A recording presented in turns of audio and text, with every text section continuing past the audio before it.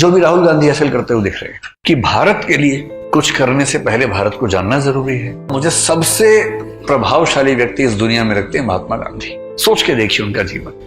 भगवान राम की जिंदगी देखेंगे, वनवास वाली पूरी कहानी, तो वो भी आपको ऐसा नजर आएगा। और महात्मा गांधी के साथ भी देखिए 1915 के आसपास वो व्यक्ति सफल होकर, ब्रिटेन से पढ़ा हुआ है, बैरिस्टर है, साउथ अफ्रीका में एक मूवमेंट किया, वहां सफल हो गए। अब तो पढ़ चुके आधुनिक भारत ना, भारत में आ गए। वहां सफलता का स्वाद भी उनको लगा हुआ है। उनको भरोसा है कि यहाँ कुछ हो जाएगा। उम्र उनकी उस समय 45 साल के आसपास है, यानी व्यक्ति मैच्योर भी है। ऐसा नहीं कि वो बचपना कर रहा है, एक मैच्योर एज में भारत पहुंचे।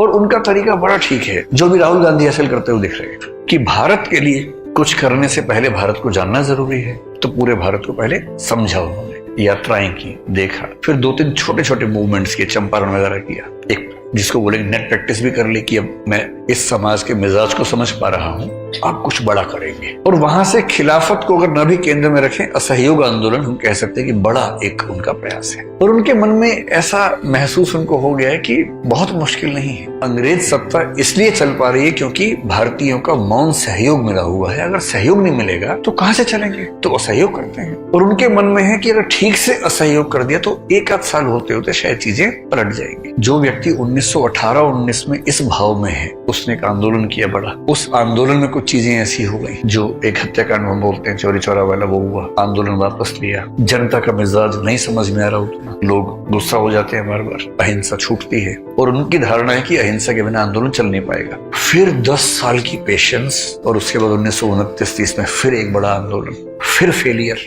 फिर 12 साल की लंबी प्रतीक्षा, उसके बाद फिर एक बड़ा आंदोलन 1942 में, उसके बाद भी सफलता नहीं। और उसके बाद दुनिया भर की परिस्थितियों के बदलने के साथ साथ यहाँ की स्थितियों का बदलना, और 47 में आजादी मिलना, वो भी वैसे नहीं मिलना जैसे चाह रहे थे। आप समझ रहे हैं, आप तो 2-2.5 साल के स्ट्रगल को लेकर परेशान है। ये आदमी 1915 से 1947 तक 32 साल तक स्ट्रगल कर रहा है। और अकेले नहीं कर रहा है, आपको तो अकेले करनी है, इसको पूरे देश को साथ लेके चलना है, देश से स्ट्रगल करवानी है। कितनी बार जब हारते होंगे, एक आंदोलन फेल होता होगा, कितनी गालियां पड़ती होंगी, अपने ऊपर सवाल खड़े होते होंगे मन में कि हो पाएगा या नहीं हो पाएगा। हमारा तो एक प्रीलिम्स बिगड़ जाता है, हमें लगता है कि यार पता नहीं होगा कि नहीं होगा। इन्हें तो प्रीलिम्स, मेंस, इंटरव्यू सब बिगड़ता था बार बार। और उसी प्रोसेस में उनके अपने बच्चे उनके कंट्रोल से बाहर निकल रहे, उनका एक बेटा हिंदू धर्म छोड़ देता है। इन सारी चीजों को मैनेज करते हुए ये आदमी लगातार एक भरोसा खुद पे बनाए रखते हुए, सब पे बनाए रखते हुए अगर यहाँ तक पहुंचता है। इसलिए महात्मा गांधी में इमोशनल इंटेलिजेंस तो कमाल की थी ही। मेरे ख्याल से जो चीज उनको सबसे बड़ा बनाती है वो है परसिवियरेंस। और इसका सरल मतलब क्या है, उद्देश्य आज नहीं मिलेगा, कल मिलेगा, कल नहीं मिलेगा, परसों मिलेगा।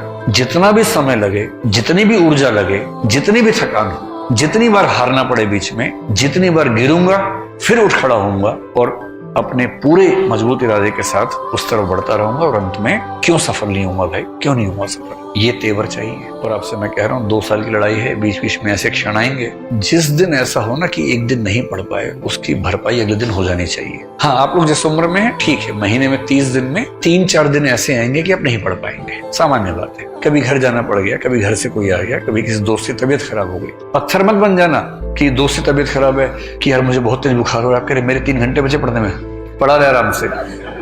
ऐसी पढ़ाई काम की नहीं है, उस दिन छोड़ दो पढ़ाई। महीने में 3-4-5 दिन ऐसे आएंगे जब पढ़ाई नहीं हो पाएगी, गोली मारो उस दिन। 25 दिन 10-10 घंटे पढ़ लीजिए, 250 घंटे हो गए, पूरे महीने की एवरेज से निकालेंगे तो 8 घंटे की एवरेज आ जाएगी। या 25 दिन 12 घंटे पढ़िए, 300 हो गए, 10 घंटे की एवरेज हो गई महीने की।